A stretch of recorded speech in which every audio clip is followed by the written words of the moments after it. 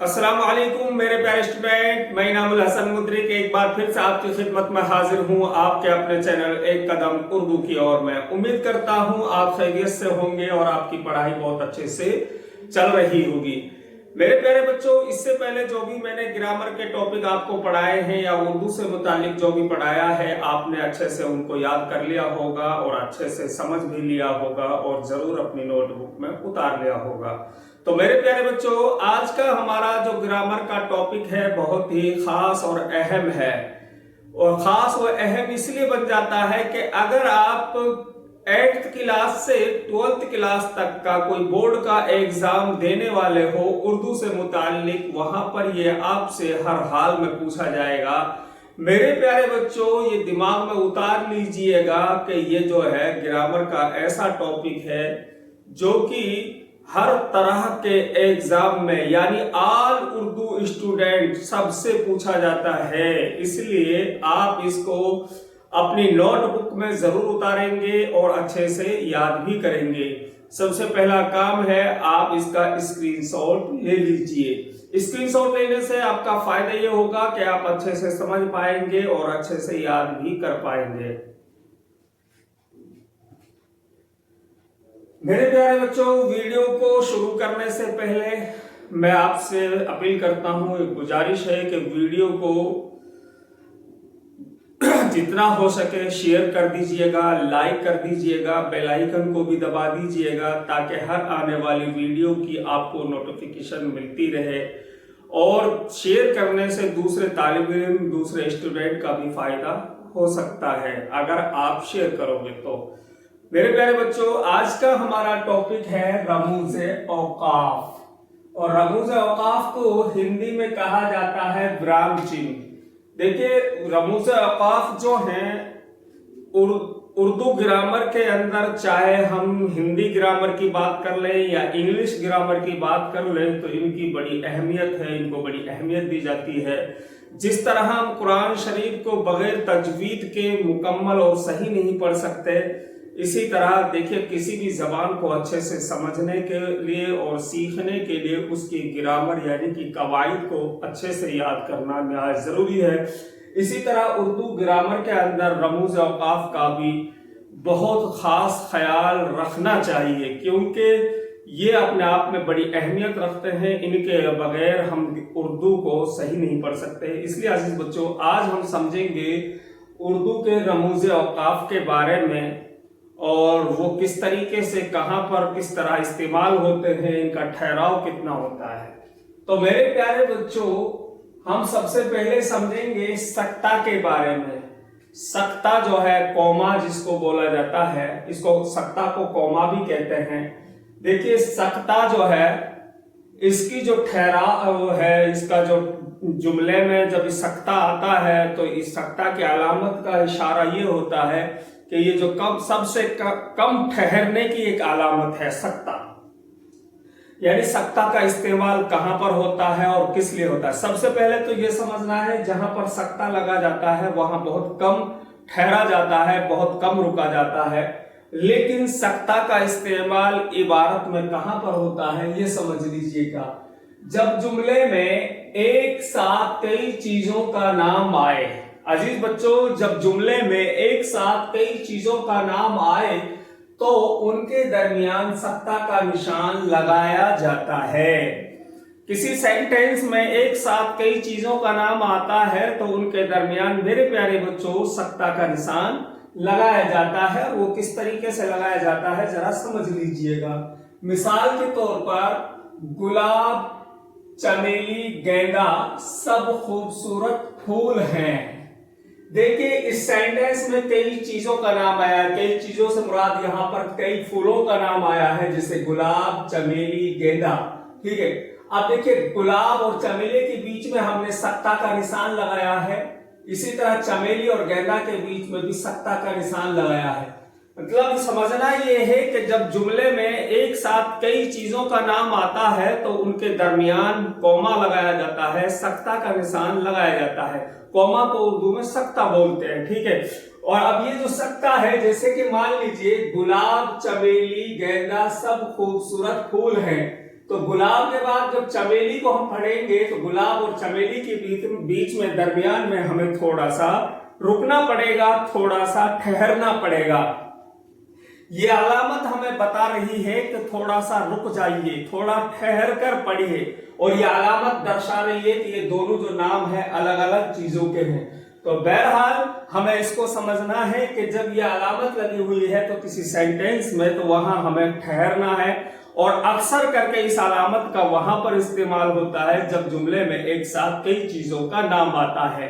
अब मान लीजिए इस सेंटेंस को हम एक सांस में और तेजी से पढ़ते हैं, जैसे कि गुलाब चमेली गेंदा सब खूबसूरत फूल है। गुलाब चमेली, देखिए गुलाब चमेली गेंदा सब खूबसूरत फूल है। तो इस तरीके से ये गलत होगा, क्योंकि हमने जहां ये सक्ता की अलामत लगी हुई है वहां हम ठहरे नहीं।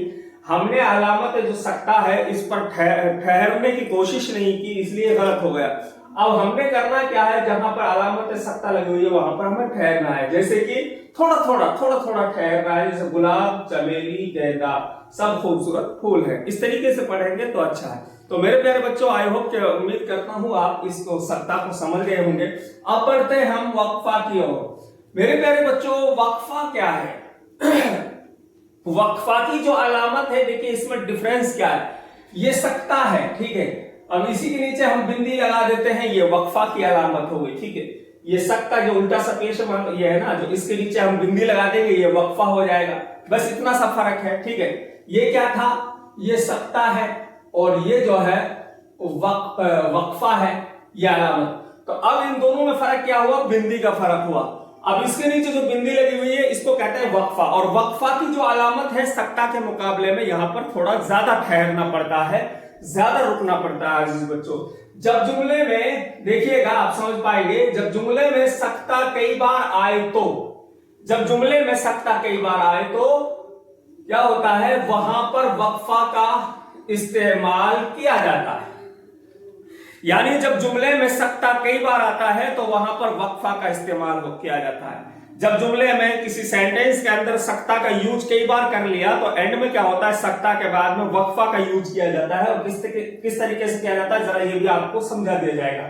और वक्फा का ठहराव सक्ता से ज्यादा होता है, यानी वक्फा जो है इसका जो ठहराव है अजीज बच्चों सक्ता से ज्यादा होता है। वक्फा का ठहराव क्या होता है, सक्ता से ज्यादा वहां पर रुकना पड़ता है। यानी जितनी देर आप सक्ता में रुके हो उससे थोड़ा ज्यादा देर रुकना पड़ता है। किस तरीके से रुकोगे आपको इस मिसाल को पढ़कर समझ में आ जाएगा। देखिए अब ये मिसाल है, जयपुर, अजमेर, कोटा और उदयपुर राजस्थान के बड़े शहर हैं। देखिए जयपुर, अजमेर, कोटा, उदयपुर, ठीक है, ये है उदयपुर राजस्थान के बड़े शहर हैं। देखिए जयपुर और अजमेर के बीच में सक्ता आया, अजमेर और कोटा के दरमियान में भी सक्ता आया, कोटा उदयपुर के दरमियान में भी सक्ता आया।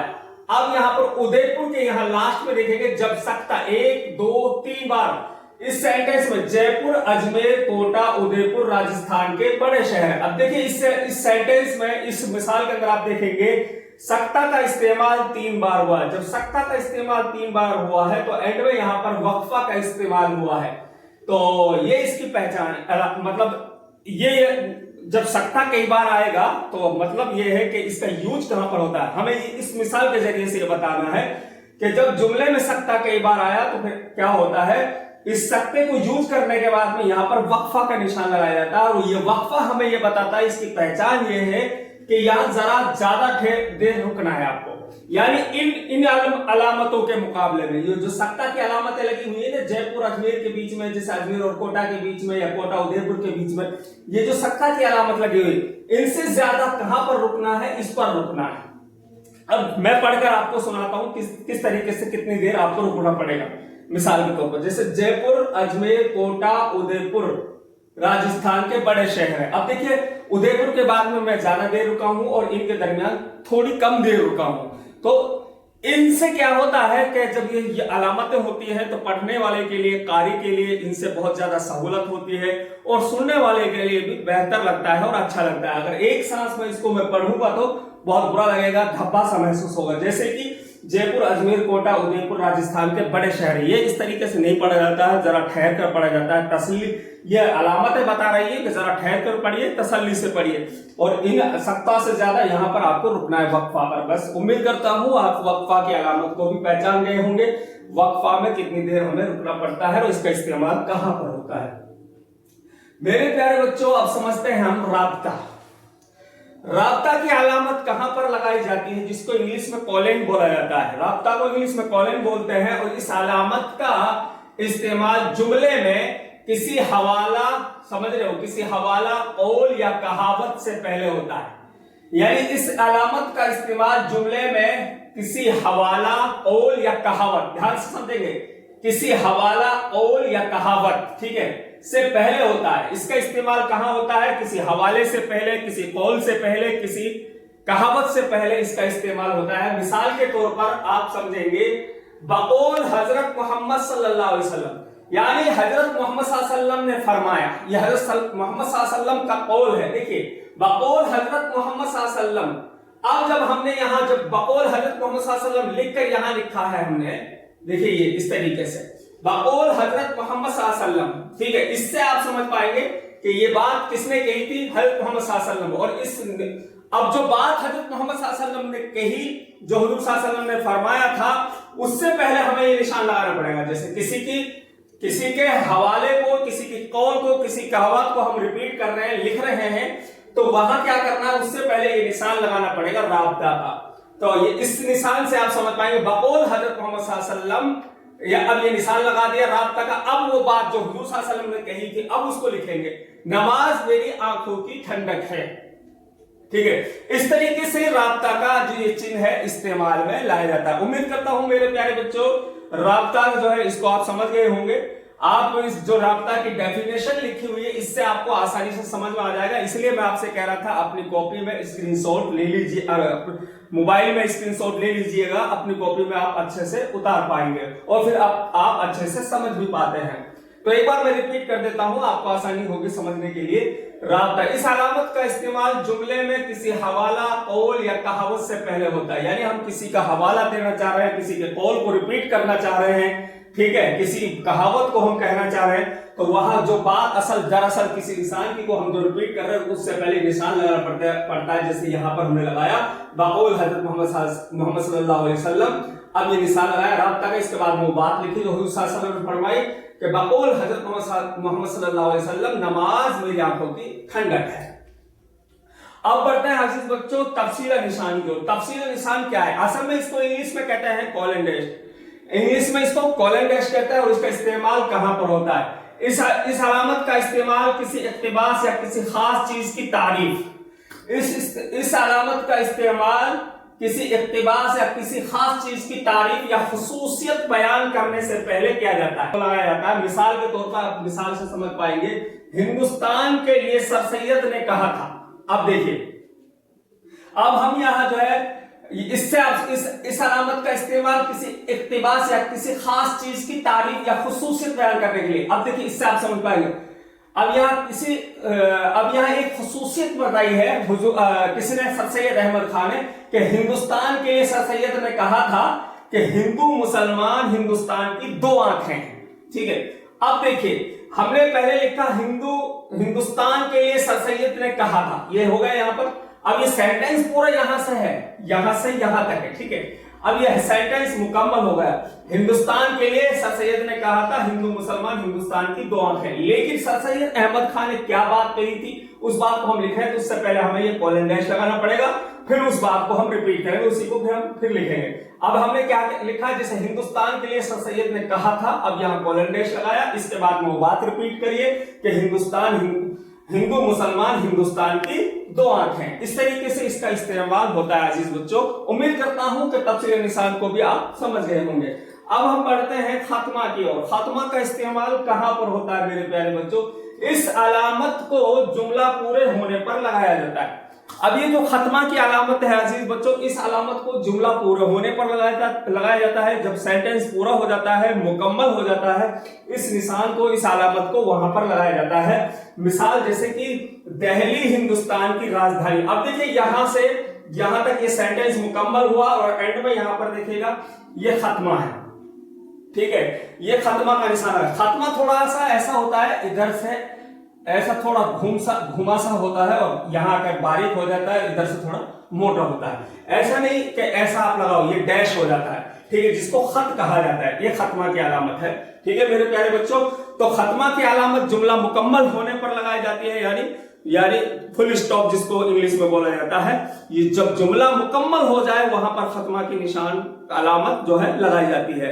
उम्मीद करता हूं मेरे प्यारे बच्चे, आज हमने रमूज औकाफ के 5 टॉपिक आपको लिखे हैं, 5 चिन्हों के बारे में हमने आपको बताया है। उम्मीद करता हूं कि आप इन 5 को समझ गए होंगे। इंशाअल्लाह कुछ और बचे हैं, अगले वीडियो में हम आपको उन्हीं को पढ़ाएंगे, उन्हीं को समझाएंगे। फिर मिलेंगे नेक्स्ट वीडियो के साथ। अब मैं चाहता हूं आपसे इजाजत। अस्सलामु अलैकुम।